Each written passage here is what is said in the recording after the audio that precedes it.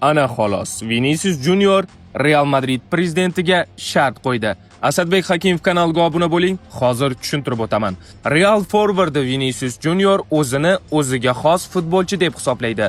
Matbuotga ishonadigan bo'lsak, braziliyalik futbolchi Madrid klubi prezidenti Florentino Perezga ultimatum qo'ygan. Defensa Central nashrining blogeri Pepe Collinsga tayanib xabar berishicha, Vinicius shaxsiy suhbatda Perezga Xabi Alonso murabbiylikdan ketgan taqdirdagina klub bilan shartnomani uzaytirishni aytgan. Avvalroq Vinicius o'zini yetarlicha baholanmagan deb hisoblash haqida ma'lumotlar paydo bo'lgandi.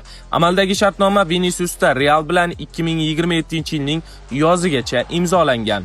Yana bir xabarga ko'ra, Rodrigo ham Realdan ketish arafasida turibdi. Unga asosiy da'vogar Tottenham hisoblanmoqda. Perez esa 250 million sarflashga tayyor.